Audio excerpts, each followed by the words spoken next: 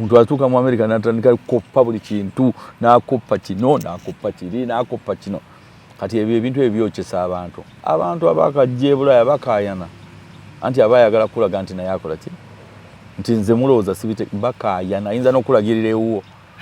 Oyinza okuba nga omuvugo omuzze kanagamba eyo gy'oyita gwe bulijjo wala. Yita wano. Era tugiyita kyenjenje syndrome. Kyenjenje syndrome n'akatuuka nti kyenjenzije syndrome. Kati bino byonna weesanyusa wekka. Nze nagulako emmotoka ne ngiteekako rim ezipinninga. Nga nakajja. Naye nga tenze nziraba agivuga. Kati nga nina kunoonya wali ekizimbe kirina ki ekirina endabirwamu. Nyimirire nzirabe. Kati naye nkizuula nti nsanyusa bali bweru. Nalako n'omwana yakola emmotoka ng'erina bu TV ebweru. Munnayuganda? Nga alina TV ebweru. Ku mmotoka ye. Kati nga nemubuuza TV ozirabadde ezo. Kati bw'omugambako ti munnange ebyo byonna oyokya bigenda kuleetera bye abantu boolaba. Tumubuuza kunti ng'akola nnyo naye gundi nga talina ky'akola. Essente zonna asasula mabanja. Ndabye abantu ng'avudde eno nkola mu wino nkola biki n'ajja mu America n'akyusa obulamu bwe. Naye ne ndabayo n'abantu n'ajja ne bigaana. Nadda mu kudigida nadda ebyenjaga abantu baginywa kyere. Bw'oba wali munafu mu Uganda era ne mu America ojja kuba munafu. Bw'oba nga ali mugezi mu America mu Uganda era ne mu America ojja kubeera mugezi. Nayimbanga ne Chameleon. Nga muli ddyo? Nga tuli ddyo nga bwe walaba nga Ready and Whistle. Batuyitanga ba Hanko Benazo naawe. Awo tutandise fe abataaliwo. Batuyitanga Ultimate 2. Eryali erinnya lyaffe Ultimate 2. GNS Plaza kyekizimbe kati okutambulira zi business kiri ku Old Kampala mu maaso g'omuzikiti gwa Gaddafi. Kuliko amaduuka ne supermarket omuli kalonda yenna gwe weetaaga. Gattako space wosobola okuteeka ofiisi ekika kyonna. Tulinako hoteri amatiribona eya GNS Hotel era nga buli asulayo spa, steam bath, sauna ne massage kw'ossa aerobics byonna afuna bya bwereere. Tulina conference hall omuli screens zigaggadde ne projector. Kale mu abalina meeting z'embaga n'emikolo egy'enjawulo mwe muludde ekifo kigazi bulungi ate nga n'ebyentambula byangu ddala anti tuli ku kkubo. Tulina parking ngazi mu basement ne lift ekwanguyiza obulamu n'owano okusumbukana n'amadaala. Ku GNS Plaza kuliko ne ofiisi za URA gwe wenna ayagala okusasula omusolo luba lutemya lwa liiso. Okay, kale nyongero banirizaako ku Mukuto Cruise Exclusive Allen Cruise gemanya nyongero banirizaako yonna gye musinzidde okubanga mutulabira mu nsi ez'enjawulo mawanga ag'enjawulo yonna gye musinzidde okubanga mutulabira. Ndi wano ku Makindye Forest Park we tusinzire olunaku olwaleero.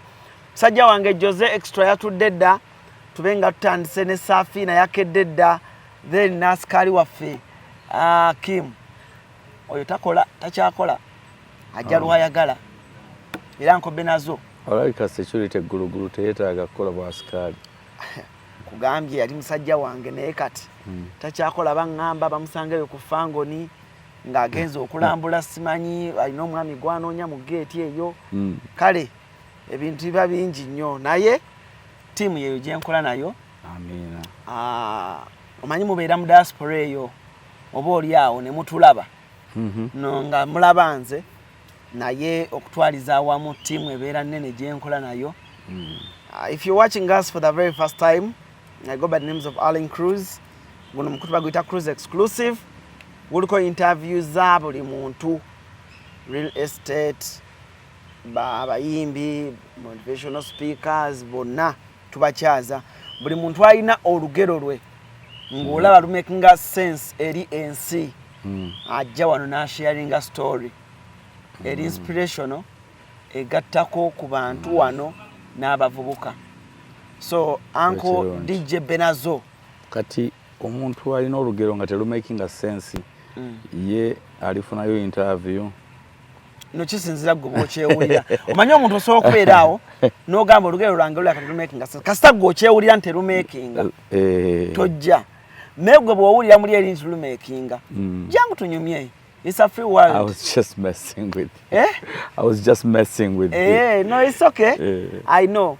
But otherwise ndine Uncle DJ Benazo oba muyite DJ Benazo bwekiba kikaluuza experienced DJ ate ne mu ndongo eno entertainment bingi nnyo byalabye ne mu Uganda. By the way abantu tebakimanyi nti mu ndongo eno legend naye bajja kitegeera omanyi basiima ogenzi bajja byogerera ku ntaana ng'ovudde baga n'oyo gwe mulaba y'omu ku baasookera ddala Uncle Benazo obuuza ku bantu abali eyo abatulaba bamanye gy'osinziira oba oli awo tutandikira awo bannange mwebale nnyo kwekuumira ku mukutu guno era webale kumpa opportunity eno sigitwala lightly kubanga nange obompa exposure eri abantu ate oba olina abantu be educating through our experiences abantu bakola ki bayigira era mwebale nnyo okubeera nti musupportinga abantu baffe otegeera waliyo n'abantu abalala b'ensi endala bakola ebintu bye tukola naye si bantu baffe kiba kikulu nnyo okusupportinga omuntu ki owaffe era mwebale nnyo mwebalire ddala amanya gange nze DJ Benazo bwe mpitibwa era abantu bwe bamanyi bwe nkubuliraga ekika oyinza obutanzuula naye nga nze DJ Benazo I've been a DJ mbadde mu entertainment business since 93 93 yeah. I've done it all with so many artists naye interview saagala gyekolako kati ka nsirike byebambuuza byenja okuddamu DJ Benazo abeera mu state ki mu America right now? Beera mu state bagita Maine. Maine is not a popular state nga bw'owulira zi California. America ina state ya 50 naye abantu abasinga bayinza okumenyako state nga 10 abagezezzaako ennyo naye nga Maine bwe nkupaintingira ekifaananyi waliwo Massachusetts gye bayita Boston ove Massachusetts n'ogenda north waliyo gye bayita New Hampshire ove New Hampshire Maine yesemberayo ddala ku top. America ogitambuddeyo so far states America I think I've covered 75% of America. What? Yeah. Oyina experience mu America? Experience kisinziira kuki waliwo ebintu ebimu bye siinamu experience. Life of living. Yeah, mu bulamu waliwo bye nninamu experience ne bye siinamu naye nga basically engeri omuntu ozza otya otuuse ebizibu byajja okuyitamu I think I've seen most of it.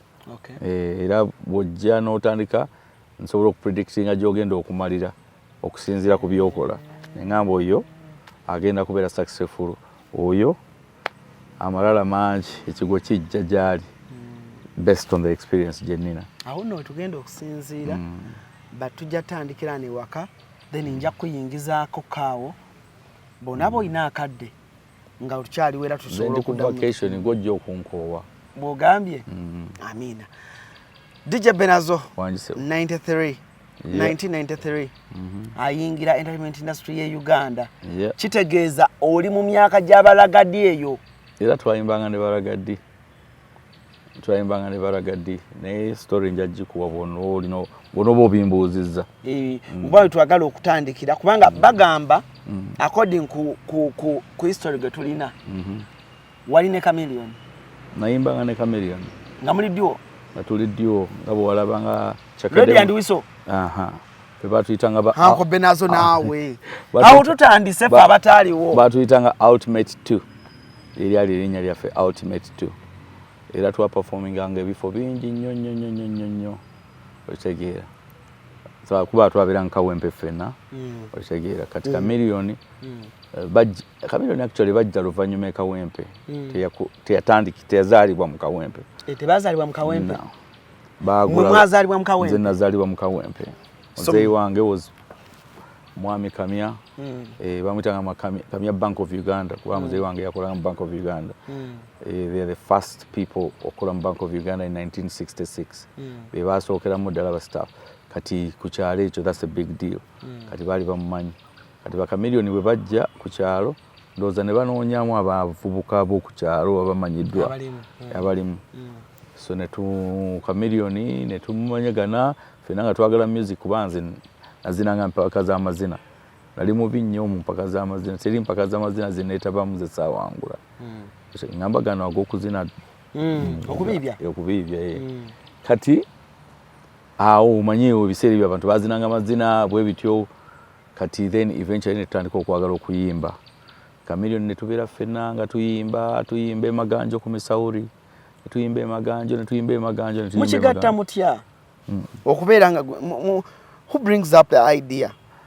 Chameleon nze nali njagala nnyo ebintu by'amazina kati Chameleon naye nga amazina ye nga tagagenda nnyo otegeera naye nga ayagala okuyimba kati nga tukoppa ennyimba Shaggy was gwe twakoppa ennyo era twafunira nnyo etutumu ku nnyimba za Shaggy kuba twazikola zonna zi bombastic gundi zi in the summertime Girl My Angel zonna nga ebiseera ebyo abayimbi batwaddanga muki nnyimba z'abantu ng'ogenda n'owandiika lyrics z'oluyimba oba ntuufu oba si ntuufu n'oziwandiika gwe nga bw'okola ki nga bw'obiwulira kati ne tufuna nnyo ettutumu ekawempe naye ng'eno mu kibuga waliyo Baragadi waliyo ne Bebe Cool ebiseera ebyo naye yali ayimba waliwo Menton Summer waliwo gundi ono ali Canada abamuyitani Emperor Orlando nga be baliwo Shanks Vivid nga ye kabaka ne Ragadi naye nga ffe tuli kawempe gye tuyimbira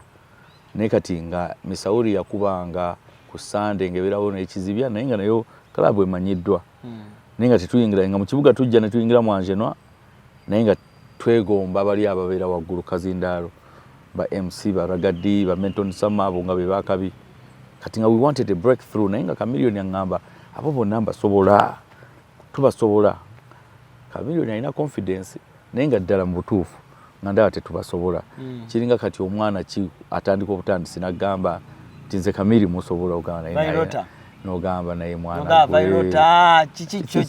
naye nga ye alina confidence basobola naye nze I was well connected kuva buto I had good friends nabeeranga n'emikwano mingi I was connected kati ne wabawo omugagga omu bamwita Sunday yali mu Uganda wa Saku Masaku Trading Company ebiseera bye yali evuga kati nga ye alina muki kasente ate nga family member kati n'aŋŋamba naye nze mbalaba mulimu ekintu era nga ebiseera bye wali weeyitaani ebiseera ebyo nali neyita Bad Boy nali nzina ki mazina kati ye nga Jose yeyita Ragamuffin Jose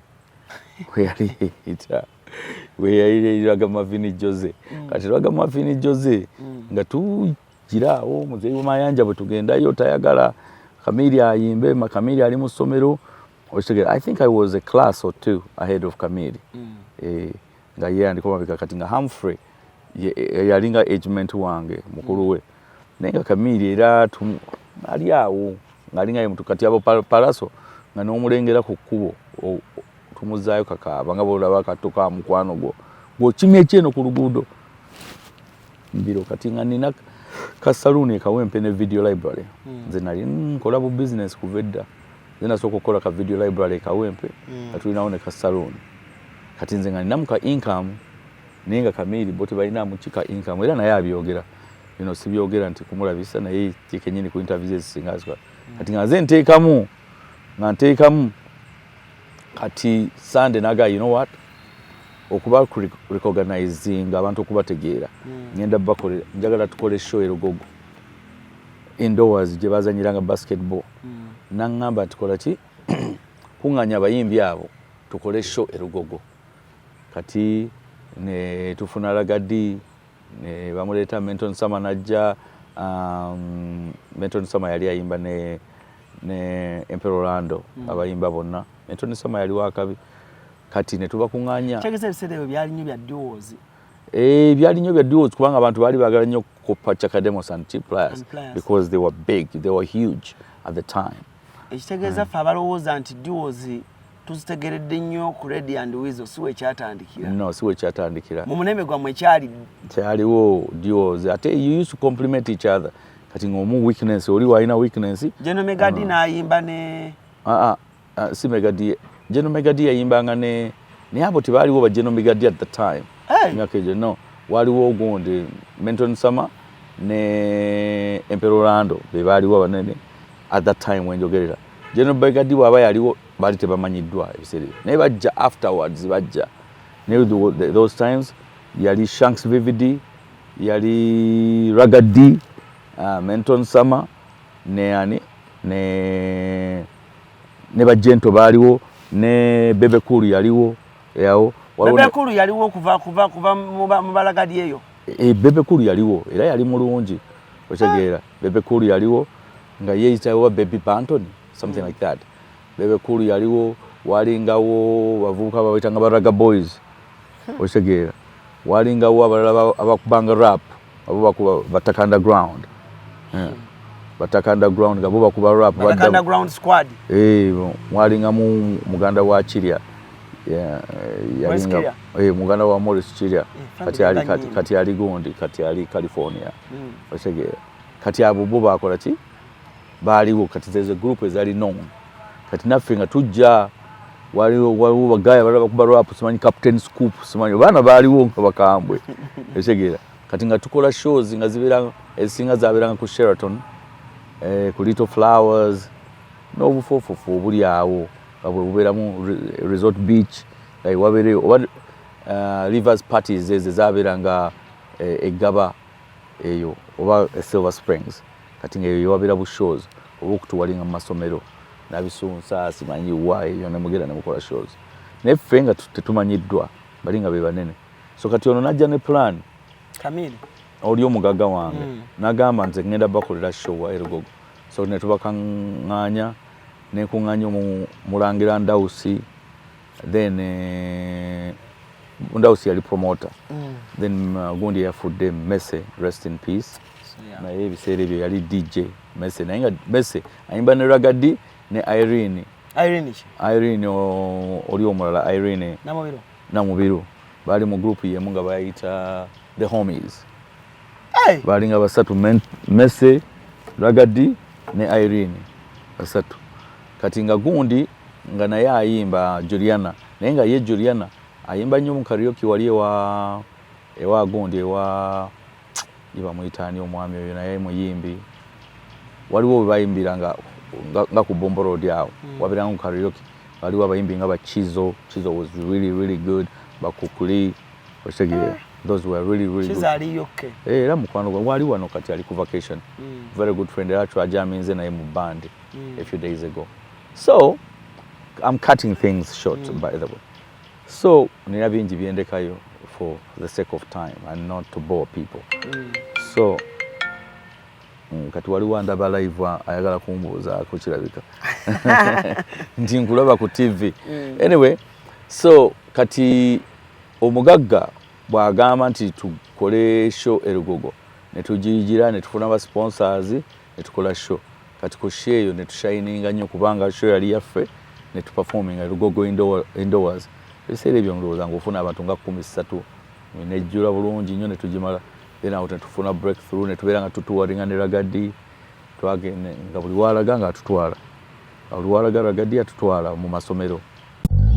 Chikutwalira obudde bungi okwekolako naddala bw'otuuka ku kukola akasige teweeraliikirira Prem Touch Makeup Studio be bakugu mu kukola obusigo obuwangaazi mu bika eby'enjawulo okuli microblading nga kano kawangala okumalira ddala emyaka 3 microshading nga kano kawangala okumala emyaka 5 saako ne combination ya microblading ne microshading ku Prem Touch Makeup Studio tukola ne facial okendeeza amasavu okuggyako obusundo tattoo tukola permanent hair removal okosaako ne body waxing. Prem Touch Makeup Studio tusangibwa ku Ginger Road ku kizimbe kye Toban Center omwaliriro ogusooka Suite 51, 52 ne 53 nga wakava ku Food Hub. Okumanya ebisingawo kuba ku Note 755 536 697 oba Note 773 878 669. Prem Touch, where beauty meets precision.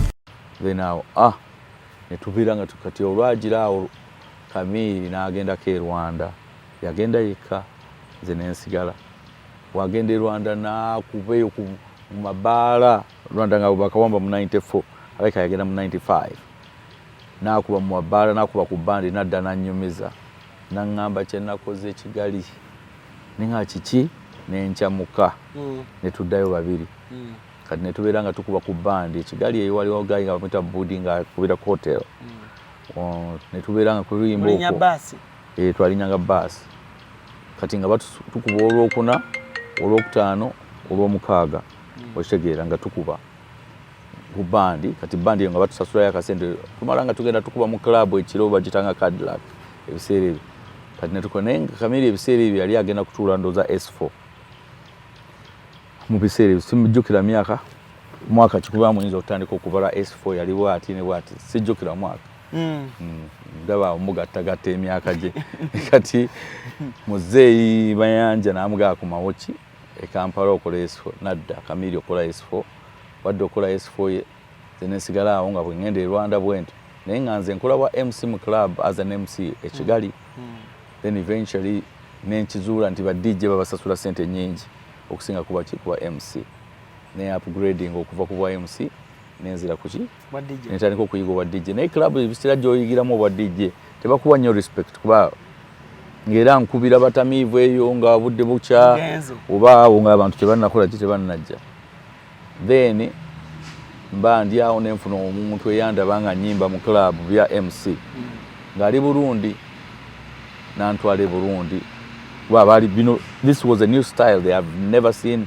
omuntu yenna ng'ayimba nga bye twakolanga Kigali nga tebakirabangako babiwulira Kampala omuntu abeera ku microphone nayimbira mu nnyimba nayogera ebisesa nayogera ebinyuma nayimbiramu na hyping abantu so kati oli nayagala okitwala e Burundi then nanzija e Rwanda nantwala e Burundi wentuuka e Burundi ate bo for lack of a better word nga bafu nnyo nga tebakirabangako ne bakyamuka nnyo nensigala e Burundi sadda Kigali kati bwensigala e Kigali nembere e Burundi naye Burundi waliyo olutalo at the time so that tuvudde mu 95 kati Burundi njogera mu 98 nembere Burundi nenkola bandi e Burundi nentwala Kizo ne tuyimba ku bandi fenna e Burundi kati manchali e Burundi mukama wange owe Kigali nanga ate naye nkoze bandi genda olete bandi ye Burundi nenjize e Kigali y'abantu batano ne tukola mu bala yatemba nchali e Rwanda ate owe Burundi nayongera mu sente nenzira wa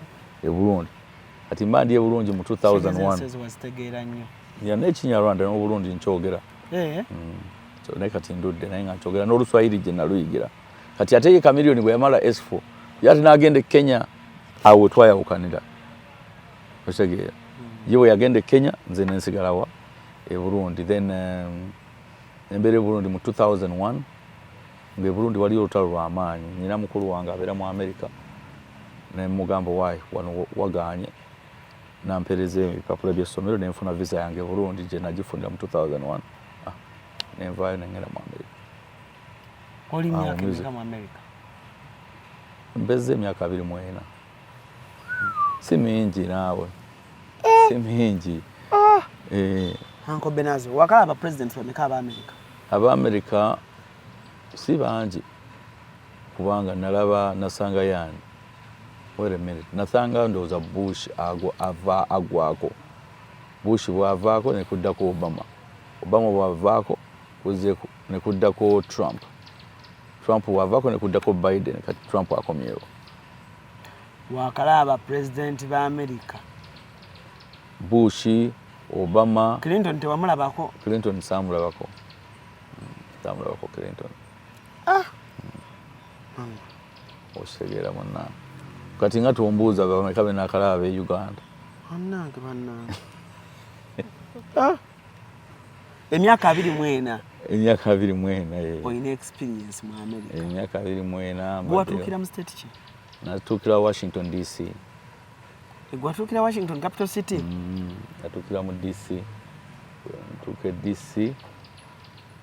That is 2001. 2001, yeah. Nali ngenda okulinnya bwe na wiiki gye nafuniramu gundi bwe babeerayo September 11th bwe bakubira bombu mu America.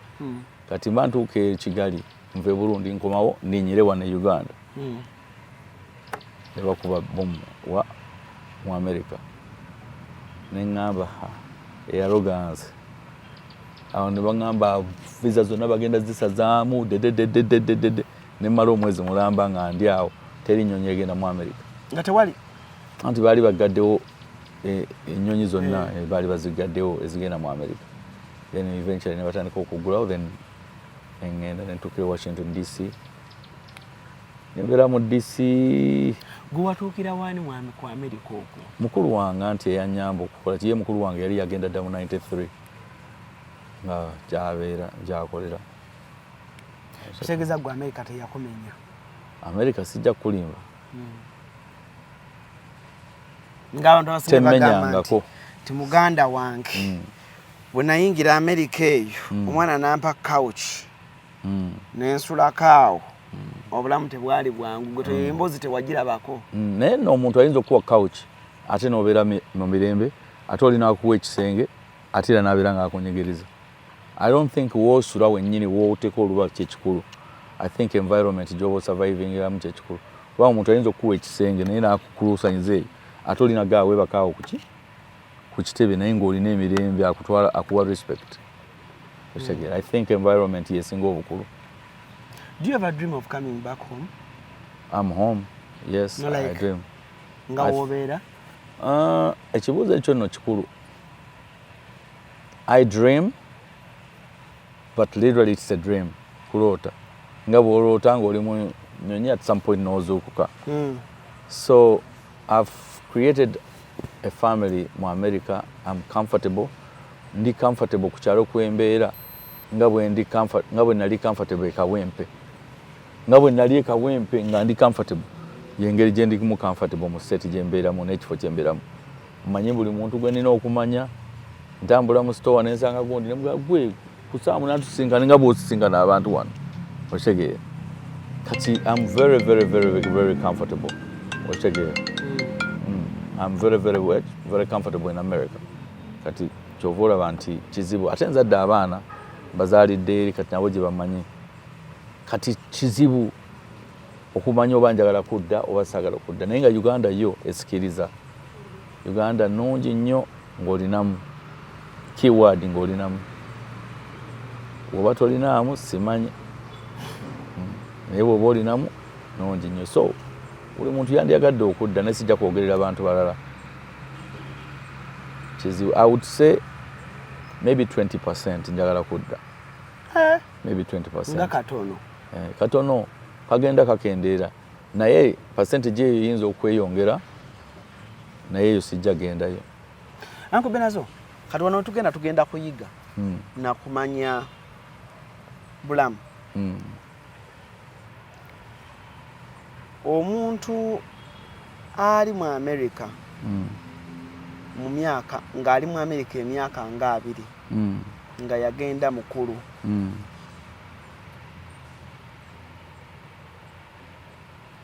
asobola okudda. Have you seen people oba naawe olabiko oba kiki ekigaana bannayuganda okudda? That's a good question. Kubanga eriyo munnayuganda nga sigamba nti alina omusango gwe yazza, sigamba nti n'olina omusango obukyayi bw'alina ku Uganda siddamu eyo nsi. Nze banzizaayo nfudde. With your experience nkimanyi mutulakaawo ne mukuba ku lwali. Abantu bayitamu ki ekibatamya Uganda? Kikino ekiriwo kati maama wange namutwala mu America yajja alina emyaka 65 kati alina emyaka 84. Naye bwe nali ngenda mu America yaŋŋamba kati nno ate togenda eyo ate n'olemerayo. Naye amagezi ye ge yampa naye teyagakozesa kuba naye bwe yajja naye akyaliyo. Mama gyali? Mama gyali mu America era nvadde mbeera naye ebbanga eryo lyonna. Taddangako yadde? Adda n'abeerawo n'abeera musanyufu. Ngenza America entamye bw'atuuka wano mugabo jja kiwulira olugira naga akanzire nadda myezi muka. Waliwo aba abasiibula? Mama nsonyiwa nkulabisizza. Waliwo aba abasiibula? Apaakinga ebintu bye? N'agamba nti agenze nga musanyufu nnyo genda. Ne ngamba okay. Naye bw'atuuka eno ng'agamba internet evuddeko amasannyalaze gavuddeko ate kiki ne mugamba nti oli Uganda. Firiji ebyokulya biweddemu so nga ate wali buli watunula ekyokulya bwe kiri. So buli kintu kyonna Katonda tayinza kuwa buli kintu kyonna n'akiteeka mu kibbo kye kimu. But this is the most important thing. Yes. Bannayuganda abasinga ekibalimesa oba ekibavuluza Uganda oba ekiboogeza obubi ku Uganda. Uganda abantu abasinga bakitunula in one spectrum. Bwe bati pate kunywa popping bottles biki. Bw'oba Uganda ogitunuliramu eyo spectrum bannange yakabi. Naye bw'oba ova ku pate n'ogwa ku accident era esigala yakabi. Bw'olwala kidney bw'oba okuzeekuzeemu ng'olina ebirwadde by'ekikulu kati abantu waba nabo baba baagala okugenda okusoma so kati bwoba ogitunula mu spectrum emu pate awo oli ku kituufu naye life does not revolve around parties. There's so many other things mu bulamu bwaffe baana kusoma life insurance n'okumanya ki okupredictinga where tomorrow is. Very few people buyinza okubuuza nti mu mwezi ogw'omukaaga ku lunaku bwe luti ogenda kubeera okola ki ng'amanyi kyagenda okukola because life is not predictable. Abantu abasinga bali ebulaayi obulamu buli predictable. Nze mmanya nti mu December bwe naaba mulamu nga 23 nja kuba Uganda era nembe Uganda. Mu mwezi gw'okutaano w'egitimo nja kuba France era nembe France because I can predict my life. Buli muntu yenna yandibadde asobola okuba ayagala okupredictinga obulamu bwe. Si kuba nti wiiki ejja kinaaba kiti simanyi wiiki ejja mwani katulinde.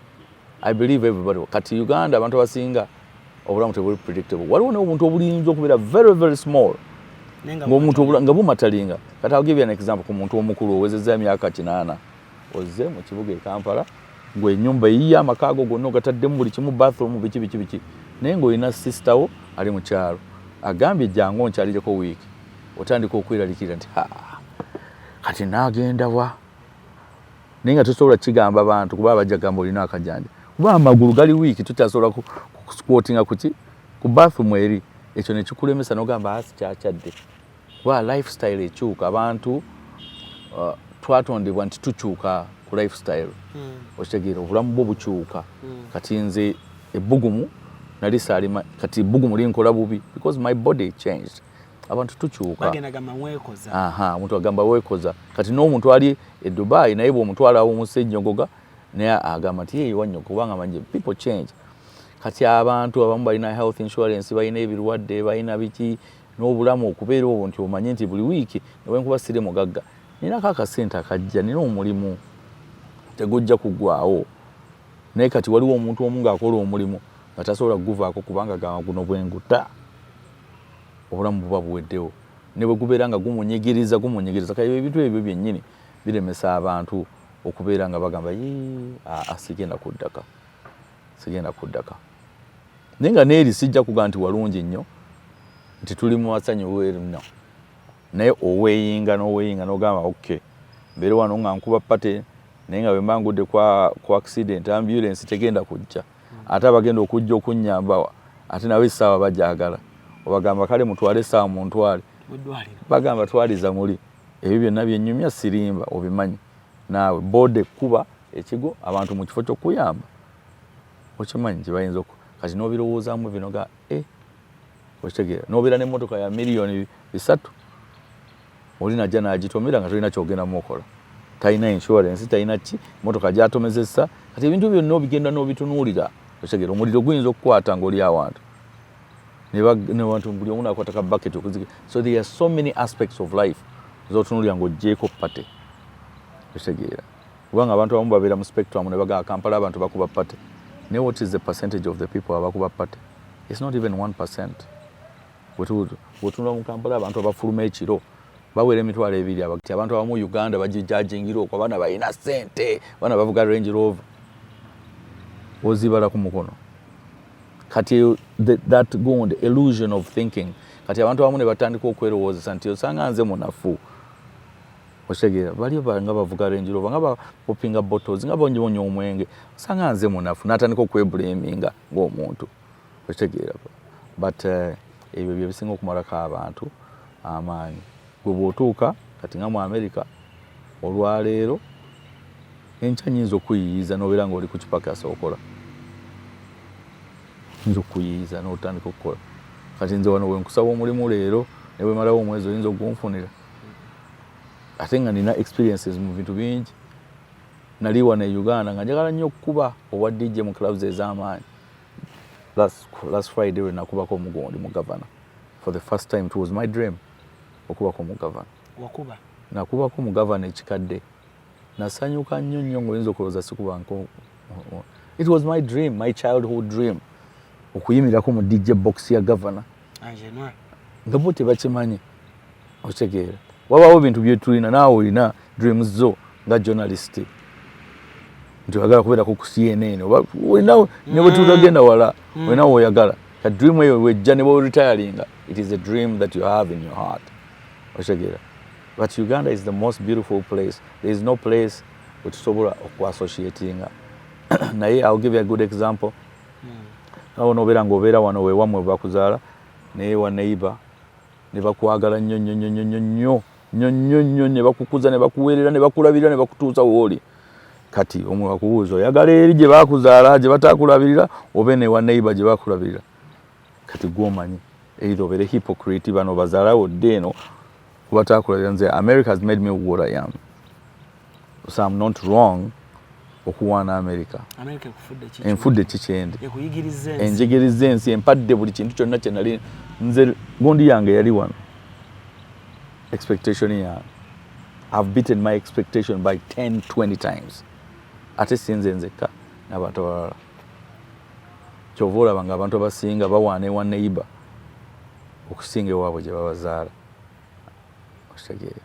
Give me your vision oba engeri gy'olabamu omanyi ffe wano mu mawulire wano e Kampala tubeera ne tugamba omanyi Uncle Benazo abantu e Uganda balowooza nti buli muntu agenda mu America one aba bubi two aba agenze taasa bulamu but we've seen so many people abavudde wano e Kampala nga sigamba nti bali bubi n'agenda n'agaakangene mu America maybe oba ntandika obulamu obulala naye nga sigamba nti e Uganda abadde ki abadde bubi n'azaayirayo kaabaana sigira ku muzadde ekifaananyi oba oli awo ali eyo atulaba advantage ky'okuyingira America ng'oli okyayina amaanyi oba ekyeyo ekitegeere oba ati ebyeyo byammwe byeyo ddala teriyo omuzadde atulaba essaawa zino nga yo oba oli awo siina kye nnoonya America siina kye nnoonya UK naye mmwe mulina ango gye mulabiddemukko obulamu nga y'amaanyi ze nalaba mutabani wo otera omuwerekerako ng'oba agenda ku dduka nera ejja nayimba ku show ya Palaso ne bamugabira Palaso n'ensanyuka ndaba nnyo mutabani wo ng'omwerekera ogenda okudduka but wano omuntu alaba omuntu ng'agenze mu America n'atamanya kikimututte naye mwe abalinayo abaana muzaaliddeyo abaana ng'omuzadde eriyo omuzadde saa zino kyemanya tulaba nga akisobola era ng'ayina n'obusobozi naye nga oba oliawo mu bulamu ye ng'abiraba bulala naye oba osobola okutangaazaamukko buli muntu yenna ogenda mu America ate kuba ng'ayina ensonga emututte ensonga zonna tezirina kubeera financial ezimu ziyinza okubeera lifestyle nga ye alaba lifestyle ye ng'era muntu bw'ava mu kyalo wano si buli muntu ava mu kyalo nti avudde mu kyalo nti ali bubi waliyo abavaayo naganze nina kubeera Kampala noga ne mu Kampala ogenda kola nze obulamu bwange ndala nina kubeera Kampala inga olina wano otunda lumonde wowe obadde okola bulungi kati si buli agenda mu America nti abadde akola ki nti talina ssente no abantu abamu bagenda for different reasons waliwo olinga kirooto kyagamba bugambye nze nina kubeera mu America nina kubeera New York ye nga gye yeeraba okitegeera naye abalala bulamu ng'alaba obulamu tebugenda maaso tebuli predictable ate bantu bangi nnyo betulaba wano mu kibuga oba bwe tulaba wonna ne Bulaaya wonna nga tubabalira obulamu bwe batalina zinna abantu benda babajja mu America ne ngamba naye ono ngambadde manyali bulungi paka lwakubulya nagamba maani gwe obadde onda wabulabi naye embeera badde terinungi nkwanjulira ekizimbe Yucha Heights ku Ntebe Road kuliko ekifo abaana we bazannyira ekiri munda giyite indoor kibayita Yucha Kids Paradise ekifo kiri safe ate kya mulembe nnyo era buli muzannyo gw'abaana mweguli kuliko Yucha Kids Corner edduuka ly'engoye z'abaana omuli buli kalonda yenna omwana gwe yeetaaga okwambala okuva ng'akyali mu lubuto ow'olunaku olumu ayavula atengerera atambula okutuuka waakulira taata ne maama basuubira okuzaala Yucha Kids Corner ebintu byerina sizoni eno birungi nnyo era buli mwana kye yeetaaga bakirina ate nga ku bbeeyi ensaamusaamu ekizimbe kino kiriko ne hotel gye bayita Yucha Hotel and Suites erina ruumu ez'omulembe nnyonjo ate ng'abakozi bafaayo nnyo abagole mujje mufune obulamu obupya ku Yucha Hotel tuli wano ku Entebbe Road bw'oba ova e Kibuye tuli opposite Book House awali Zion Offices ate bw'oba ova Entebbe tuli Kibuye nga tonnatuuka ku mafuta ga Total kuba ku ssimu 074 9217 oba 0765550038. Jangu tulambuleko ozule ekipya. Naye America erina opportunities. It is the land of opportunities. Buli kintu kyonna kye wali oloose osobola okiteekako amaanyi n'okola ki n'okifuna. First of all, abantu nze kye bagamba bw'otuuka mu America soma, ddayo osome. Nze navaano nga ndi mu S6 nenzirayo nensoma bulungi nnyo, era omulimu gwangu ogumu guli best kusoma kwange. Nina company gye nrunninga naye weeri we employ over 40-50 people. Otegeera ate n'obwa DJ mba nkoze night clubs eziwera kasooka ngenda mu America nakabeera night clubs nga 4. It was my dream of having America nga yange nga z'abazungu kuba nze gye mbeera. It's a white state. It is the most white state in America, Maine, by average. Kati America, you can do anything. Ndabya abantu abazze mu myaka 4. Nina mukwano gwange, rest in peace, Abdallah Semanda. Yava nga akola mu paaka wano e Kampala, yakola mu paaka nga akoye najja n'asoma amasanyalaze. Nagafuna mu degree ya faru recently mu COVID. Otegeera. Nagula ennyumba nakola ndabya abantu nga avudde eno nkola mu wino nkola biki najja mu America n'akyusa obulamu bwe. Nene ndabayo n'abantu najja ne bigaana. Nadda mu kudigida nadda ebyenjaga abantu baginywa kyere siga nti otegeera. Nadda mu lifestyle kugamba lifestyle yo era nga abantu wonna wooli esobola okulemesa okubeera successful. Notuuka nobeera excited. Otegeera omunafu bw'oba wali munafu mu Uganda era ne mu ojja kuba munafu. Bw'obanga ali mugezi mu America mu Uganda era ne mu America ojja kubeera mugezi. Bw'obanga wali munafu oba wali fala mu Uganda era ne mu America ojja kuba fala. Kuba tutambula n'emibiri gyaffe. Sigamba otuuka ku kisaawe nga bakugjamu obafala nga bakuteekamu obashapu no. Gamba buganda nti mu America oyinza okufuukirayo sharp. Otegeera oba oyinza okweimprovinga. Bw'oba wali munafu naye bw'oba ojja mu America ng'oli munafu totawaana eri tukolera ddala teri ddiiru. Batugambye ssente gye ziri. Essente mu America zo bw'oba okola gye ziri. Teri ddiiru mu America. Teri kicupuli, teri ssente ya bwerere, teri kuyiiya. The only thing ekiri mu America mazima, your word is ekigambo kyo ze ssente zo. Eri teri bulimba. Omuntu of course oyinza okulimba naye abantu bakwesalako. Omuntu bwakuwola ssente zo olina ozimuddiza, bw'otozimuddiza ng'owedde. Ebyobulimba obyeyambulira ku kusaawa kyusa obulamu bwo. Omuntu bw'omugamba nti nzijja ku ssaawa 5 ojja ku 5 ate towooza nti nzijja ku 5 ntono ojja ku 10 gwo teri ajja nakuddamu kukolagana naawe, bagenda kukwesalako. America mazima ku mazima ku mazima ku mazima kigambo kyo is very very important. Naye lwakuba nti ffe oluusi ojja oli mu bino oli mbuzaabuza omuntu oyagala mwewolako ssente, omuntu oyagala akuwa ssente zaweera ate n'omugamba mpola ate ng'oyagala naye gwe kimanyi togenda zimuddiza. Sokupeawo 10. Esokumpe nja kikuddiza. Ebyo bintu twabikola nnyo Uganda. Era n'oli n'amanya naye mu America omuntu bw'oba toyagala zimuddiza mugambe mpaayo ate togamba nti mpola. Kuba bw'onomugamba nti mpola ajja zikubanja ate omunyiigire. Otegeera. Ate buli muntu ali ku lulwe. Bw'ojja n'obeerewo omuntu ayinza okusuza ennaku 3 bw'ofuna omulimu akusaba kasente okasasula. Teri bya bwerere mu America. There is no free ride. Wanji? Teri bya bwerere. There is no free ride. Era bw'olaba omuntu ng'akuwa ekintu eky'obwerere mu America sooka weesikemu weebuze lwaki akimpa. Teri bya bwerere. Bw'oba omupya abantu bayinza okukwatibwako ekisa of course. Kahanemuuno. Bakwatibwako ekisa paka lwokulu. Ffenna tusuzizza abantu, tubeezezzaawo abantu, tubawadde ebintu. Naye bw'otandika okukola ate sijja kutandika kusuliza bwerere nga naawe okola. Bw'onywa juice n'omumalamu odda n'ekikebe kya juice tolinda ate nzitekewo. Bw'okozesa toilet paper neggwawo nawe ng'okomawo nayo tolinda mbw nze si wano si wange oba mbw ate nanyi no. Ndi wa mukulu wange Benazo. No, ebyo tebiriimu. Ebyo tebiriimu. Okujja nga tonnafuna mulimu ayinza okukulekerera. Naye bw'ofuna omulimu bwe pa olufuna. Naye biyigiriza obuvunaanyizibwa. biyigiriza obuvunanyizibwa n'otandika okuyiga kubanga omuntu bw'otomuyigiriza obuvunanyizibwa takola abeerawo ku byabwereere naye nga okusoma is very very important. Abantu nno tebakuba byeyo bino ekyeyo is just a term.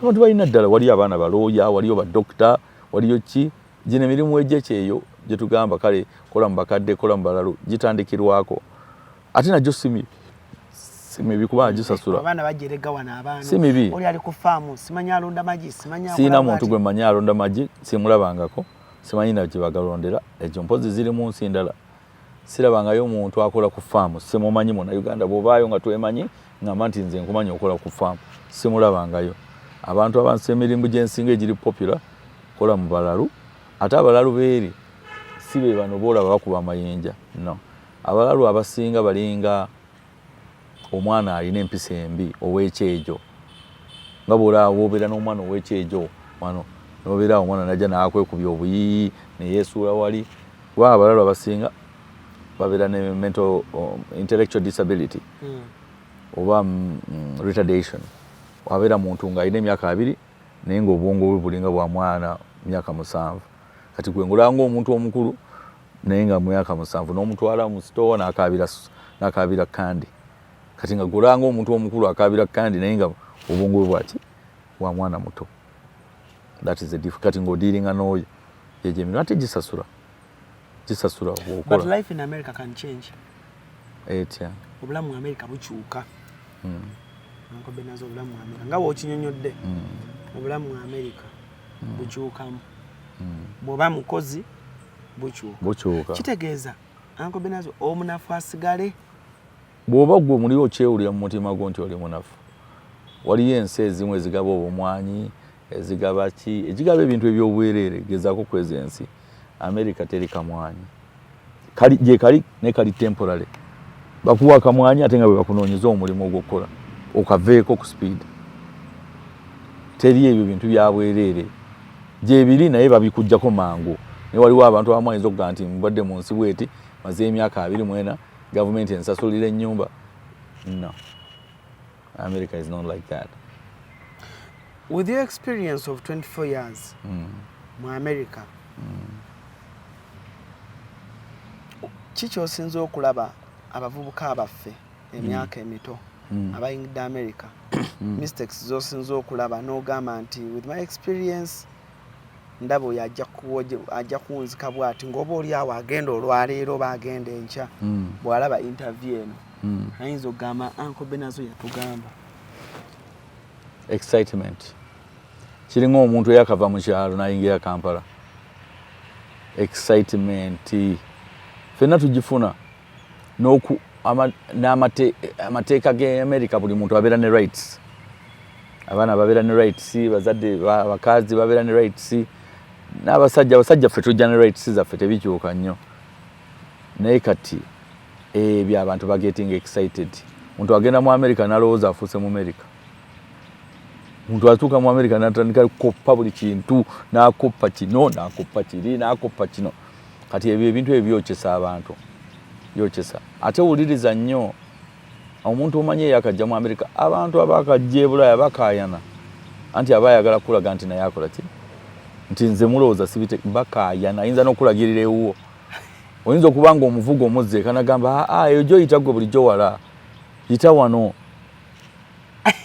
nogabana nga mulaba naffe omuntu eyakajja e Bulaya akaayana era kyovulaba abantu abasinga babaleka era ffe tugiyita kyenjenje. Mani bwe tugiyita bajja gikozesa sound ku TikTok omuntu yakola ki akaayana ayinza okulagirira ewuwo eyakajja Bulaya olunaku omuzza ewuwo kati ye oba oddayo nagana naye okimanyi eno gyoyita bulijjo wala n'omugaa kiki bw'oyita eri bw'oti otuuka mangu n'omugaa gw'omanye ebbanga lyenvugidde wano kati ng'ayagala kulaga nti naye abitegeera kulaga bayagala kulaga ffenna tubikola era nze tugiyita kyenjenje syndrome. Kyenjenje syndrome n'akatuuka nti kyenjenzije syndrome.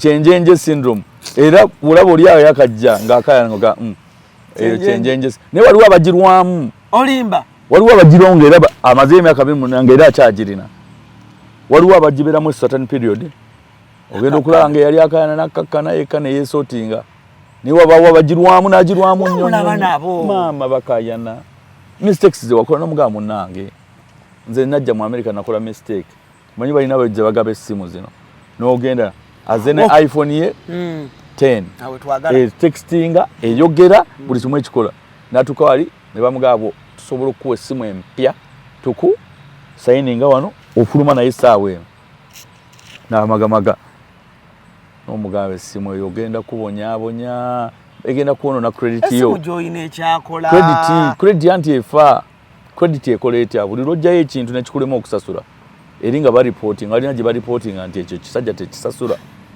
kati buli lwogenda okufuna ekintu awalala bakebera credit naga tekisasula ekyo agamba msorry naye wali nga akirabye nti tewasasula simu kubanga essimu eno emala omwaka ng'ekutamye nga toyagala kujjayo kati ne weesanga nga gw'obadde essimu yo ogisasula $1 omwezi 5 kati bw'ofuna yo essimu endala ne weesanga olina biru y'essimu ya $118 kati n'ogifuna essimu kati olina gamba n'omugamba nti waliwo kamotoka k'2,000 otandikireko kati gwe ng'alaba ovuga eri n'agamba oyampalana ye avuga eyakabi kati nze alaba bwe najjayo Range Rover bwe najjayo Range Rover nja kuba musinga bwatyo ng'ogenda weesimba ku motoka kati kino 180 ng'ojjayo Range Rover oba motoka ey'ebbeeyi kale ogyeyo 5 kati payment zo engeri gy'otolina credit ne zibeera nga buli mwezi osasula mmeka osasulayo nga5 ne insurance ka 150 ozo 650 ozigase ku 180 abeeraawo agejjayo engoye afunye kaadi ya store buli wabeerayo kapata agenda n'asaza ogenda okulanga mabanja gakoze eki nze we natuuka nali njagala nnyo ebyowa DJ najjayo ebyuma by'aba DJ nga buli lwengenda nga bampa kino nga nkizzaayo nga mpa kino mukulu wange ngamba kakkanako nga muwulira ebyuma by'aba DJ byantuulamu nga nina gye nkubira nga mbeera nagyo mbikuba bifaananyi kubiweereza abantu Uganda ba DJ mbundage ba DJ bali abali Uganda setting erina kye kati ebyo bikuze mabega credit yo nefa bwe pa chenjenje gundi chenjenje syndrome ekubonyabonya bagamba ko ngo bagira beba abantu bowulira bagamba bana Uganda tebaagaliza naye agamba bana Uganda tebaagaliza ngesimu ye 90% of the people baakubira bana Uganda bantama ate nga abantu abali mu simu ye bonna bana Uganda otegera kati ebiseera ebisinga tetukayana nabo omuntu n'omulaba nga akkirira ng'omulaba abona then maaso eyo neyekwasa mbu tewamugamba n'omuganda nagezaako kugamba ng'okayana nnyo nenga wayi kugambe motoka togisobola nkugambe ovudde Kampala oyina essimu yino ekola bulungi ewulira buli kimu ufaaki wabwe nkuweereza message tekubuulira simu kikwenkuweererezaako bwetuba tuwogere tekubuulira kati bino byonna oweesanyusa wekka nze nagulako emmotoka nengitekako rimu ezisipinninga nga nakajja naye nga tenze nziraba agivuga kati nga nina kunoonya wali ekizimbe ekirina endabirwamu nyimirire nzirabe kati naye nkizuula nti nsanyusa bali bweru sirina kyenfunamu angoberazo nze motoka kati gwe bwovuga emmotoka espinninga wheels gwali munda satisfaction eyo gijjawo nalako n'omwana yakola emmotoka ng'erina bu TV ebweru muna Uganda nga alina TV ebweru ku motoka ye kati nga nemubuuza TV ozirabadde ezo kati ndowooza galina kufuna mukwano gwe n'amuvuga n'afuna omulala n'avuga ye n'atuula emu motoka eno endala kati ebyo abantu kati ebyo ebintu biyokyesa okyogedde bwotyo nendaba musajja wange Kimu ng'atuuse mu Amerika kati bw'omugambako ti munnange ebyo byonna oyokya bigenda kuleetera byeba abantu boolaba tumubuuza kundi ng'akola nnyo naye gundi nga talina kyakola essente zonna asasula mabanja feno ku social media byatulaga ago mabanja kati ffe wano sigambe nti tewaliyo abantu balina sasula motoka cash gye bali naye bantu batono nnyo abapya nga yakajja n'abeera ng'emmotoka yagisasula ki cash batono naye funa wookola ki tandikira eno wansi vuka akadangadako mu America era zempya zawo nezimu zolaba akadangadako bakagira kakola ekolera ddala kubanga omugaso gw'emmotoka kukutu is a transportation means kujja ku point kutusa ku point B. Waliwo Munnayuganda gwe mmanyi mukwano wange nalina club yagula emmotoka mpya aneetegeera kati nga ayagala abantu bagirabe ng'abonaabona nayo kati nga buli ng'akeera nnyo ku club agipakinga wali kumpi nkino omulyango ne mugana nayo omanyi nja kukolayo club nga emmotoka yo osobola ogipakinga ku dance floor bagirabe bulungi nnyo emmotoka yamuponyaponya emmotoka emuponyaponya bwagipakinga ewala buli kaseera abeera afuluma ebweru alaba waliwo avuddewo wali ku mulyango naye nno mu America obeera n'emmotoka eyakabi nga tofunangayo omuntu gwogituuzaamu n'ogwo nga lunaku ogivuga bwomu nange babiŋŋamba wanankobbe nazo tenyuma emmotoka enyumira wano Kampala kubanga ovuga bwoti ababoda ne bakuwaana eri abantu ne bakuyitako ne bagamba oli wakabi n'owulira bulungi bwe baba byoyagala. America omuntu ogula emmotoka ebbeeyi n'akugamba motoka eyo tekumenya osasula sente mega nakwatibwako ekisa nga kwatibwa kisa kyogamba osobeera n'emmotoka ennungi ne wabula gamba yo benazo wagirese babaayo kale babaayo kuba America abamu ngamba ngofudde ku Bannayuganda babaayo bagamba nice car oluusi n'akubuuza how much do you pay a month ekakulaga nti ngalinga gwa oli musiru osegeera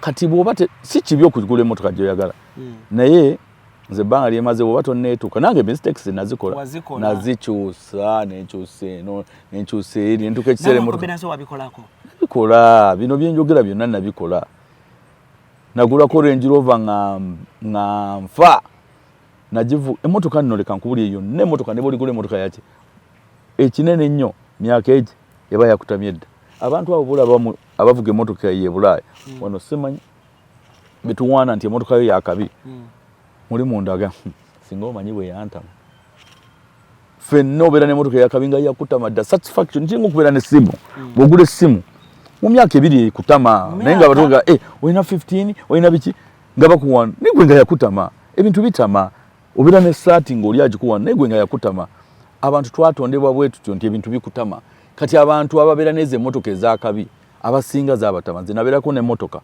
ng'omuntu bw'ajja n'aginsaba nkimuwa mangu naye nga nsabirira agitomeze insurance empeemu endala nga ngamba singa agitomezeeyo era abantu mu America tebamma mmotoka abasinga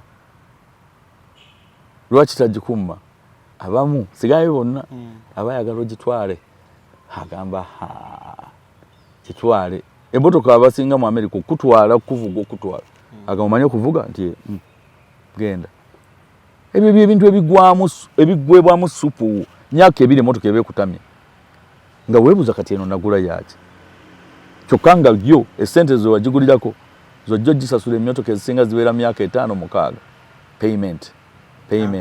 payment bwe tuwumulamu katono ne tukola ku Bulango ne tugenda ku Bulango babakama baffe ne tukomawo Ankobbe nazo ampadde ekigambo kita kyenjenje syndrome eyo kyenjenzije wenjagalira ddala kubanga musajja bamita Kim njagala nnyo Kim abeereko e Bulaaya kubanga nkyemanyi nze ensobi zonna zonna ajazikola agule engatto empya agule engoye empya agule obusawo agule earrings agule gana amanyo ga gold byonna nabikola nagula engatto ngezimu nzikweka nozikweka kubanga bangamba era oguze endala kati nga bamalako emirembe kati nga nkweke olina banga eyo eno bulijjo njirina nga neekaza nga ngula engatto mpiteyo mu store nengula natuuka ekiseera neŋŋana naye era ne bwembeera n'engatto 12 era nyambalako emu omulundi gumu sola zambala 3 omulundi gumu. This is the best story I've heard from ne bw'oba n'emmotoka 5 tosobola kuvuga mmotoka 5 omulundi gumu era you can only drive one at a time. Agendako e Bulaaya bannange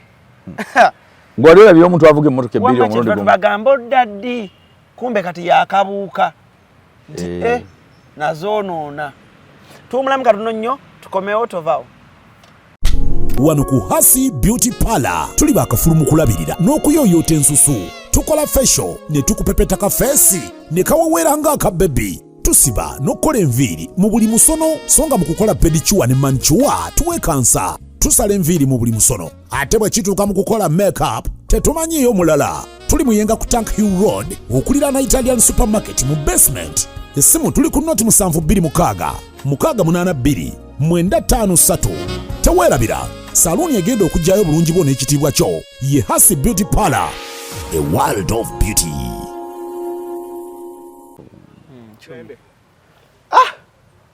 Uncle Benazo, you've given me another side ever gye batampangako eya America. Ongambye bakyenjenje syndrome. Omuntu wamma abantu kyovolaba baakoowa okuleeta ab'eŋŋanda kubanga omuntu ajja n'akulumya omutwe n'akudisorganizinga kirabuzi za America yakaziraba ayagala agendeyo buli lunaku state ayagala azitambule zonna zimaleyo nga yakajja. Naye omuntu ne bw'omuleeta mu America omuntu asobola ne bw'otomulabirira asobola okwebeezaawo era bw'oba n'omuntu ng'osobola omuleeta wa mukwano gwo talina kyagenda kubonyaabonya. Talina omuntu asobola okwetuuka bw'ati ku kisaawe n'omusuzaayo ku bbanga omuntu ne yeeyiiya. Ekyo tekikugaana kuleeta muntu nti agenda kubonyaabonya. Nze kuba nabeere wa mukulu wange nga buli kimu ekiri nze ne neesalirawo ne ŋŋaaka nveeyo ŋŋende Boston. Nengende Boston, neve Boston, nengende Maine. Era nze wa mukulu wange nabeerawo mwaka gumu ndowooza. Mwaka gumu gwokka. Bwe nabeerawo ne neeyiiya. America osobola okweyiiya. Otegeera, osobola okweyiiya. Naye lwakuba ekiyinza okukuluma nti n'oleeta omuntu ng'olowooza agenda ku bulamu bwo bugenda kutoleera ate ne bwonooneka nnyo n'otandika okwenenya n'oga kale singa namulekayo Uganda. Otegeera, that's the problem. Kyekyo ekiyinza okukuluma ng'omuntu. Kubanga oba omuntu omuleese ndabye abantu bangi nnyo abaleese abaana n'amuzza ng'ate ayonoonese bwonoonese. It becomes worse. Tulina DJ Benazo, an experienced DJ, the experienced DJ ali abeera mu ggwanga eri America. Okugenda e Bulaaya wagenda nga olinamu status ya celebrity status. Tulabye abayimbi ba comedians abazanyi ba film abagenze Bulaaya bana Uganda wano. Ki ekisinga okuzibuwaliza omuntu Bulaaya ng'ogenze olina status ya celebrity gwe ng'okimanyi oli celebrity obadde okola ku TV ensi yonna ebadde ekumanyi kati gwe naye wagenderako ku status eyo. Kati ze nyinza okikiriza ku small scale. Oli eyo ku kaale eyo simanyi weeyo kyalo ki wano kyoyinza okulaba nga kyalo wano. Bupadengo kiri eyo Busoga. Oli eyo ku Bupadengo abakazi bakumanyi simanyi gweki wogenda ku Luzzi bonna bavaawo ne basena amazzi n'ojja mu kibuga. Ala ne cruiser akuyitako cwi. Waliyo buli mwotuuka wabeerayo ba celebrity baawo. Otegeera. Kati eri teri akumanyi mu America. Era otuula ku street nga gwe muyimbi omunene mu Uganda abantu nga bakuyita nga ne banna Uganda yennyini bakuyitako. Sweet. Nobody wants to know. Otegeera. Kati ekyo bw'oba ng'obwa celebrity bukunyumira nnyo kiyinza okukukoona wabi. Kikuluma kubanga eno ofuna attention abantu weegobako beegobe. Otuse mu America teri akulaba. Bakuyitako buyisi. Kati olina okwehambulinga. N'omanya nti wooli teri akumanyi. Otegeera. Eri waliyo wa celebrity. Ate ne ba celebrity bennyini abemade. Kati noleka nkubulire. Ekintu ekisinga okwegombesa ba celebrity. Waliwo abantu abamu wane Uganda nga beegomba ba celebrity nga teyeegomba celebrity ng'omuntu. Nga yeegomba ebintu celebrity byalina. Kubanga amwegombako ennyumba ye, kubanga amwegombako okuba nti no alina access ku bantu, ayambala bulungi. Kati omuntu oyo aba tayeegomba gwe. Kati mu America omuntu asobola byetuusaako. Kati aba teyeegomba kati ngagamba bwakwegombako ovuga emmotoka eyakabi ng'oli celebrity nange nga nsobola ogigula. Otegeera. Osula mu nnyumba ennungi nange nsobola ku restaurant zosobola okugendamu nange nsobola okugenda nenjigendamu. Kati mba nkwegombako ki nga celebrity. Kyova nti celebrity be America is a character. Embeera zo bazeegombako abantu batera nnyo okwegomba bintu. Naye wano waliwo ba celebrity be weegomba nga tomwegomba ng'omuntu ng'omwegomba status ebintu byalimu noga musajja oyo meetinga bwati naye naye bw'oba ofunye ebintu ebyo oba tosobola kuddamu mwegomba ng'omuntu. Kati mu America osobola byetuusaako. Otegeera. tosobola kwegomba muntu nti alina emmotoka ennungi naawe osobola okugamba nti kankole ennyo ngikole kingifune okitegeera kati obola nti obwa celebrity bwa America buzibu okitegeera olina okubeeramu kahambonensi ngaako waaba otobeeramu na kahambonensi abantu bakusalayo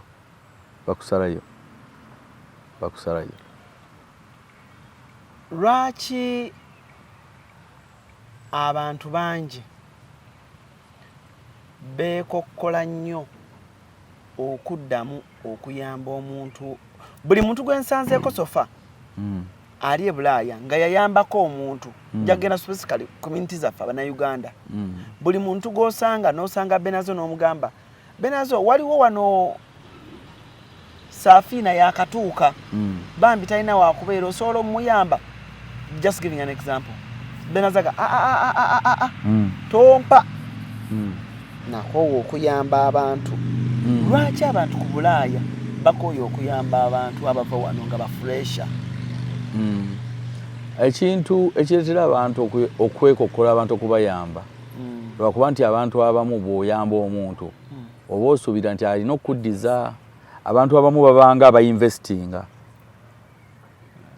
okitegeera kiringa omuntu bw'ogamba nti lwaki abantu baakoowa okutunda ennyaanya nga buli atunze ennyaanya okwo amagoba tegadda kati abantu abamu baba expectinga nti bwe naakuwa ride nange emmotoka yange bweneefa ojja kumpa ride kati bw'otompa ride balina okunyiiga kati omuntu yenna ayamba genuinely toyamba nti nno osuubira expect omuntu okuddiza kwekikole ngoga bwanziriza ise bonus bwatanziriza nange kuba nange sina kyenkusuubiramu sibadde sina kyenkusuubiramu nange era nina abakola ki abanyamba okitegeera nze n'abantu bangi nnyo benkoze ki benyambye era toyinza kuŋŋaana kuddamu kuyamba abantu balala ate nina bangi benyambye era nabeera nga nokulaba tekulaba nera naye bwakola listi y'abantu abamuyambye mu America nga n'erinnya lyo toliwulira kusinyiiga kubanga era in the first place we nali muyamba nali sisina kyensuubira naye wewe osuubira nti alikola ne listi kubanga nkyekolera nze buli lw'oyamba omuntu ng'osuubira nti agenda kuyamba bambi oli kafu abantu twerabira nange oyinza okwesanga waliyo abantu abagenda okunda bawonoga naye omuvubuka oyo yeerabira kale twalinga naye kawempe nemuteeka nga Kameme buli lunaku nze mutwala mu kibuga nga mutuufu yantwala nga Kameme omuntu w'okulira okutuuka we tuli wabaayo abantu bangi abaakuyamba yakuyokyera gonja naye ali eyo aluluma we yakwokera gonja so fenna in life tulina wetu kati when you help people you are passing on something oli gw'otaayamba you are passing it on to the next person noyo naye bw'aba tayambye ggwe naye ayamba omulala era nze omuntu gwe nnyamba mugamba ngwegayiridde nawe funayo omuntu gw'oyamba ne bw'otoyamba nze funayo omuntu omulala gw'okola ki gw'oyamba kati maybe blessing zange zijja kuyita muntu omulala nange ate omuntu omulala naye bw'omugamba nti funayo gw'oyamba naye omulala nayambanga so it goes around. Yeah. You a father? Oli mwe mufumbo? Ndi mufumbo ate ndi Ssaalongo. Okay. Ekyo kirungi nnyo. Batugamba abasajja abali ku Bulaaya tebaagala kuwasa obufumbo bw'abatama abakazi babeekyusiza buli lukya era mpulirayo n'eŋŋombe egamba oba olina omukazi muleke e Kampala ku basajja abamu agamba omusajja rights ze ku Bulaaya n'amaanyi g'omusajja gabula ngaffe wano abasajja mu Africa we batukuza okisanze otya era amazima gali ki nti ekyo ndeetedde obuzibu kuba ndi mufumbo oyagala kundeetera bizibu noyogera kuba obeera mu basajja banno obiwuliranko Benard nze obufumbo bwange kansooka neetereze siina buzibu mukyalo wange era namujja wano Uganda omujja wano gwe wamwetikkira ekyo kigambo kikyamu kuba sinze navuga ennyonyi omanyi bakikozesa mbwoyo nze namutikka ne muleeta era abantu mpulira nnyo abagamba oyo nze namuleeta nemubuuza gwe wavuga ennyonyi gwe wamuleeta kati ssebo oli pilot sinze naleeta mukazi wange yajja kunjoyininga naye no topic teri ku mukazi wange mbadde nkiriyalinga baleme kukikwata omanyi bayinza omutemeramu ka vidiyo nebamugamba musajja agambibwa esimu kasya kano kankwanjulya emami gajesi abakola emiramu education gajesi zonna mu Uganda balina tablets z'abaana zonna mu bikanga Samsung, Apple, Origimo, ate nga balina ne sina keyboard. Balina ebimotoka by'abaana, ebimundu, essaawa, bags z'abaana, bottles, container ng'ogasseko ne building blocks. Balina headsets z'abaana, balina smart watch zonna ate nga ziri original. Balina wireless charger ate nga basisinkanibwa wali ku Pioneer Mall, edduka li PA11 ate ng'osobola bakubira ku 0703-69-69-04. Gambye ekikwasagana ne education gadgets zonna olina kwekwata Mami Gadgets kubanga yasinga. Naye leka nkubulire obufumbo bwe Bulaaya bulalamu nakugambye excitement. Omuntu agenda n'ava wano n'atuuka e Bulaaya nga Munnayuganda muntu mukyala oba mwami ku sayidi zonna mwami Muganda. Kati niwatuuka eyo mu America n'alaba ba Kardashian buli reality show, kati ye mu bwongo bwe n'alowooza nti yeefuzaani Kardashian yeriri Kim oba simanyi ziba mwitaani sisibirabe kati natamanya nti bawe siyani siye Kanye West oba siye Jay-Z. Kati excitement eyo okitegera. Omanyi mu bulamu people need to have an identity. Bw'oba toyina identity then tomanyi kubanga bw'ova Uganda ng'oli musajja Muganda oli mukyala Muganda era ojja kusigala ne bw'ogenda mu America ojja kusigala ng'oli ki Muganda. Naye gwe bw'ogamba nti bw'onoova wano bw'otuuka eri nti ofuke mu America. Kati bwe tunaava mu America ne tugenda China ng'ofuuka mu China, bwe tunaava China ne tugenda Sweden ng'ofuuka mu Sweden, bajja kugamba you need to have an identity. Bajja kutandika kugamba nti ontambulira nga kinnawolovu kuba nti buli w'otuuka okyusa entambulayo okitegeera. Kati people need to have an identity. Stick to your identity. Bw'oba oli Munnayuganda ne bw'ogenda mu America era osigala oli Munnayuganda. Otherwise ettooke wandibadde walivaako watikola ki. Naye lwakuba nti nno e Bulaaya abantu obufumbo buzibu obwoki obw'e Bulaaya era kyovula nti abantu abasinga bwe bava eno nga bali mu bufumbo nga bali e Bulaaya abasinga tebawangaala. Why? Olina okukyusaamu. Bw'oba wavanga e Uganda nga mukyala we yafumba emmere manya nti gy'olaze tuyinza okufuna omulimu ffembi nga example gwakwoza bintu. Omukyala wange ne tugenda ntwoza ebintu babiri, mukama waffe n'atucunga babiri n'atulezesa babiri. Kati ate bwe tuddeeka nze nkugamba oti ofumba emmere nga tefuna tubonyebonye ki babiri. Kati olina okubeera realistic noga you know what eno tetuli ki Uganda. Kati olutalo toluteekawo ate tofumbe nga temubadde mubonabona. N'abasajja olina okumanya position yo. Naye kiba kiralamu n'entalo ate olw'e Bulaaya luba lulalamu. Luba lulalamu ate abasajja bafiiriddwa ebintu byabwe ku Bulaaya. Ate leka nkubulira abantu abasinga bw'obeera e Uganda ng'oli musajja example nga gw'olabirira awaka mukazi we ayinza okuba bugumiikiriza lwakuba gw'ogula emmere. Kati e Bulaaya aba afunayo akasente ke. Kati omanyira ddala bagamba if you want to know somebody's character give them money and power. Gwe bw'olaba ng'omuntu atalina ssente atalina power nga muntu mulamu tomwewuunyanga. Yala ziyinza okuba ze zimukuba ze zimufuula kuba toyinza kubeera mwavu ate nga bw'olirobeera n'olugezigezi. Naye bw'olaba ng'omuntu alinamu ssente ne power ng'ali humble oyo gwe weewuunya. Kati abantu abasinga bw'abeera e Uganda abeera humble nice. Naye bw'atuuka e Bulaaya n'akolayo 13,000 the humbleness goes out of the window. Okitegeera akola ki by'ayagala. Kati awo entalo we zitandikira okitegeera gw'ova eri olagira bulagizi nedda kati olina okumanya ensi gy'okola ki. Naawe omwana olina omubabysittingako.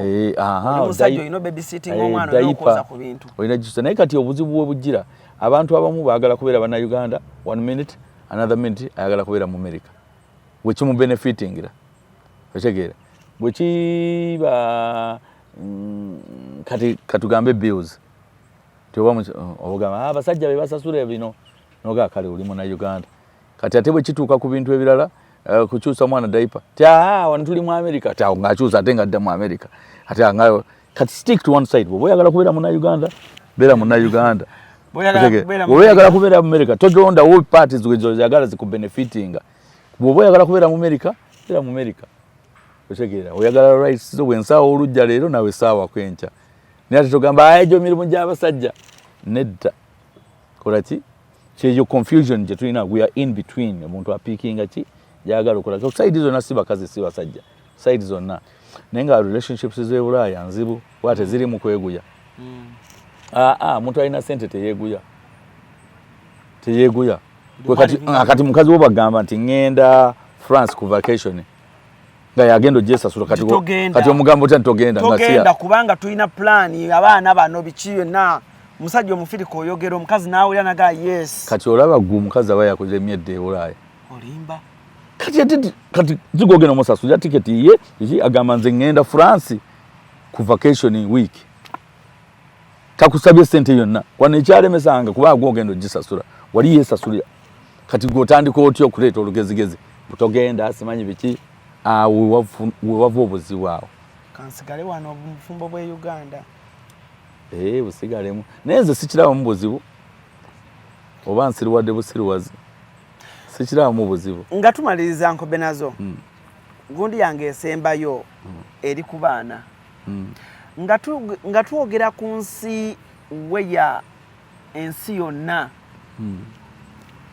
empisa embi zitamye mu baana bwenjogera ku mpisa embi ozitegera zenjogerako emize emibi gitabuse siba wala sibalenzi mukuliza muti abaana bamwe ku America ne bavaamu abantu America osobola okulizayo omwana n'avaamu obuntu era nga Uganda bw'osobola okikola osobola okirema abantu bagenda ne bagamba nti abaana b'e Bulaaya tebalina mpisa tebakola ki no babuuza kati abali ku social media abayisaamu abantu eggaali abakola ki bonna baakulira Bulaaya abawemula abakola ki ndowooza omwana asobola okwonoonekera wonna wooli Uganda yonoonekerawo ne Bulaaya akola ki ayonoonekerayo naye abantu kyembawa ekintu kiri kimu nti omwana wo muwa obudde tokkiriza baneiba oba nsi kukuza omwana wo ki muwa obudde yogera nawo omanya ebintu ebiri mu bulamu bw'abaana bo newankubadde okola ki okola nnyo naye Bulaaya nzibu kuba tugenda netukola ennyo netwerabira ki abaana ate n'amateeka mangi omwana tosobola mukangavvula nga bw'okola ki nga wakanga omwana ayogera eri muyinza okuba mulinawe muli omwana natandika okwogera abantu nabakulu ne bagamba gundi alina kyagamba omwana omutuusewo n'asooka n'abaako byayogera etegeera omwana akkirizibwa okwogera omukulu tasobya bla bla bla bla ebyo tebiriwonze mutabani wange ali very very respectful era njogera naye tasobolako mutabani wange tasobola kunjogerako bya kisirusiru no tasobola era twogera bulungi nnyo kuba bwe namukuza ampera da respect mutabani wange Kanyama akola sports biki netasobola kunneemoolerako era mu butuufu amazima go gali nti nga yayagadde okunkuba asobola n'okunkuba kuba nsuubira nsinga amaanyi kati netasobola nakirowoozaako tasobola era kyemugamba kyakola kuba namukuza bwoti with that respect omuntu yenna bw'obeera nga totya nga gwolowooza nti gwe simanyi biki mbugwe ki buli wantu wonna olina okubawo respect kuba ojja kutuuka ku mulimu ne mukama wo ng'olowooza olina reso babeere nga bakugoba ku mirimu you have to have respect bwe batukozesa bwe tuba nga culture eno twagikuliramu ne tuvaamu abantu abalungi then lwaki kati tukotugera abaana baffe ate tubakyuse culture bw'oba ggwe owulira nti gye wakulira bakkuza bulungi kati ate lwaki omwana wo omukotogera ate omukyuse okuggyako nga gwogamba nti gye bakkuliza bakkuza bubi then mukyuse nze bankuza bulungi era I'm proud okubeera mu culture gye nakuliramu era n'abaana bange njagala bakuliremu eyo culture singa bampikuza bubi nandigaye kankyuseemu okay waliwo ebintu ebimu bye disagree nga kuba tuli mu 2025 otegeera I think the world has changed naye the more things change oli munnauganda tuli bannayuganda otegeera era tuli era n'abo abantu ababefuula nti bazungu era obalaba ku platform nga bali muza bannayuganda nombuuza kale oli muzungu lwaki togenda ku platform z'abazungu gyoba oyoweera opinion zizo era ojja kuki ku bannayuganda bantu agendanga bannayuganda bantama nga ate akyogerera ku platform y'abannayuganda yakomentinga mu bannayuganda genda obyogere ku platform z'abazungu obagaye bannange nze ndi munnayuganda naye bantama olabe bwe banakuddamu bba abazungu bajja kugamba agundiddeyo mu culture yo ekitegeera. Kabadde ka moment kalungi naye ojja kunsonyiwa. No problem. Sijja kukyaza gumu. Kubanga ndabye nga 1 oli taata 2 oli oyogera ekintu ekiyinza okuyamba omuntu. So I believe amasimu gajja kuba mangi, comment section ejja kuba nnyingi nnyo naddala ku bintu ebimu by'oyogedde. Nkimanyi bankuba kyeyo naddala paati y'abaakajjaabo kimanyi era ebamenya nnyo era nkimanyi bangi nnyo bajja kugamba otwogedde ekituli ku mutima. Abaakajja mukakkane ate leka nkubulire Bulaaya wootuukira waditamininga nnyo kyogenda okukola. Otuukira mu bakadde bakuga tugende tukole mu bakadde, bw'otuukira mu bavuga loole tugenda kuvuga loole. Wootuukira ke katiba ke baagala okukola ki ekyo nakiraba. Nagendera nani ogwasooka ndabe natuukiramu, ogwokubiri nentuukira mu abaana abasomye IT. Kati ate abaana abasomye IT ne baŋŋamba kwe cruise labayo osoma bwoti eno course n'ogimala bwoti katola gwe bya social media byolimu osobola okusoma bwoti content creation n'ogira bwoti omwaka oba ofuna £8,000 ja pound ne kati ate oteeke nga kitegeeza England nsolo giraba bwenti naye olina osoma bwoti ose kati omuntu eyakajja okusinga okkaayana ennyo wuliriza weekolere choice eziri informed. Kubanga abantu abasinga Bulaaya bwakulanga oli mukaayanyi nnyo talina budde bwo kakwesonyiwa. Kasita akugamba emirundi 3 nze wenyumya nawe nga ndaba onkaayanya bukaayanya ne bonga nve ku bbaati lino ngwe wansi ngamba gwa oyinza bw'omenyeka simanyi sigamba nti ogenda kumenyeka wanga mba ndaba tukaayana bukaayanya era abantu bazinze sikukaayanya nze bwe nkugamba emirundi 1 2 3 4 nga onkaayanya bukaayanya nga nkuleka otomera. Kati omuntu ffenna tetuba batuufu ababaddeyo of course abamu naye uliriza gwe weerondera ekifaananyi ky'omuntu gola ne kati nenzije wankobe nazo nesanga olina amaka amalungi abaana basoma bulungi ebintu bikutambulira bulungi lwaki mbasikuwuliriza anti oba oyagala kunkakasa nti naawe otegeera nnyo abantu sebo bazisala oceani eyo bagezi wala bafuuka bagezi oceani eyo erina engeri gye bafuula bagezi bafuuka bagezi. Omuntu kasitasala oceani empewo nezimu afuuka mugezi. Kale tweyanze nkobe nazo webale nnyo bayiddala. Safina webale nnyo musajja wange Jose Extra tiimu gye nkola nayo okulaba nga emirimu gino gitambulira ddala bulungi nnyo. Nja kusatu tujja kukomaako omulundi omulala cause topics nyingi nnyo, experience gy'olina nyingi nnyo mbulamu ate tugyetaaga. Myaka 24 kwa America egyo tugyetaaga oggikamula tumanyire ddala ebintu bingi nnyo. Nagenda n'emyaka 3. Magenda mika? Nsibe bulungi mweraba. GNS Plaza kyekizimbe kati okutambulira zi business kiri ku Old Kampala mu maaso g'omuzikiti gwa Gaddafi kuliko amaduuka ne supermarket omuli kalonda yenna gwe weetaaga. Gattako space wosobola okuteeka ofiisi ekika kyonna. Tulinako hoteri amatiribona eya GNS Hotel era nga buli asulayo spa, steam bath, sauna ne massage kw'ossa aerobics byonna afuna bya bwereere. Tulina conference hall omuli screens zigaggadde ne projector. Kale mu abalina meeting z'embaga n'emikolo egy'enjawulo mwe muludde ekifo kigazi bulungi ate nga n'ebyentambula byangu ddala anti tuli ku kkubo. Tulina parking ngazi mu basement ne lift ekwanguyiza obulamu n'owano kusumbukana n'amadaala. Ku GNS Plaza kuliko ne woofiisi za URA gwe wenna ayagala okusasula omusolo luba lutemya lwa liiso. Nkwanjulira ekizimbe Future Heights ku Ntebe Road kuliko ekifo abaana we bazannyira ekiri munda giyite indoor kibayita Future Kids Paradise. Ekifo kiri safe ate kya mulembe nnyo era buli muzannyo gw'abaana mweguli. Kuliko Future Kids Corner edduuka ly'engoye z'abaana omuli buli kalonda yenna omwana gwe yeetaaga okwambala okuva ng'akyali mu lubuto ow'olunaku olumu ayavula atengerera atambula okutuuka waakulira taata ne maama basuubira okuzaala. Future Kids Corner ebintu by'erina sizoni eno birungi nnyo era buli mwana kye yeetaaga bakirina ate nga ku bbeeyi ensaamusaamu. Ekizimbe kino kiriko ne hotel gye bayita Future Hotel and Suites erina ruumu ez'omulembe nnyonjo ate ng'abakozi bafaayo nnyo. Abagole mujje mufune obulamu obupya ku Yucha Hotel. Tuli wano ku Entebbe Road. Bw'oba ova Kibuye tuli opposite Book House awali Zion Offices. Ate bw'oba ova Entebbe tuli Kibuye nga tonnatuuka ku mafuta ga Total. Kuba ku ssimu 0743 92 17 61 oba 0765 52 00 38. Jangu otulambuleko ozuule ekipya. Mu kaseera kano kankwanjulira Mami Gadgets abakola mu education gadgets zonna mu Uganda balina tablets z'abaana zonna mu bikanga Samsung, Apple, Origimo ate nga balina n'esina keyboard. Balina ebimotoka by'abaana, ebimundu, essaawa, bags z'abaana, bottles, container ng'ogasseko ne building blocks. Balina headsets z'abaana, balina smart watch zonna ate nga ziri Origino. Balina wireless charger ate nga basisinkanibwa wali ku Pioneer Mall edduka li PA11 ate ng'osobola bakubira ku 0703 69 69 04. Gambye ekikwasagana ne education gadgets zonna oyina kwekwata Mami Gadgets kubanga yasinga. Wano ku Hasi Beauty Parlor tuli bakafulu mu kulabirira n'okuyoyota ensusu.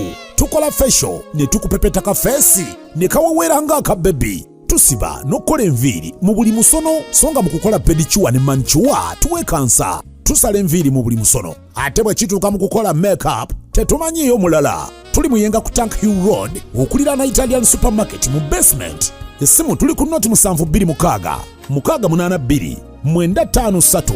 Teweerabira saluni egenda okujjayo bulungi bwo n'ekitiibwa kyo ye Hasi Beauty Parlor, a world of beauty. Chikutwalira obudde bungi okwekolako naddala bw'otuuka ku kukola akasige teweeraliikirira. Prem Touch Makeup Studio be bakugu mu kukola obusigo obuwangaazi mu bika eby'enjawulo okuli microblading nga kano kawangala okumalira ddala emyaka 3, microshading nga kano kawangala okumala emyaka 5, saako ne combination ya microblading ne microshading. Ku Prem Touch Makeup Studio tukola ne facial okendeeza amasavu okuggyako obusundo, tattoo tukola permanent hair removal okosaako ne body waxing. Prem Touch Makeup Studio tusangibwa ku Ginger Road ku kizimbe kye Toban Center omwaliriro ogusooka Suite 51, 52 ne 53 nga wakava ku Food Hub. Okumanya ebisingawo kuba ku noti 755 536 697 oba noti 773 878 669. Prem Touch, where beauty meets precision.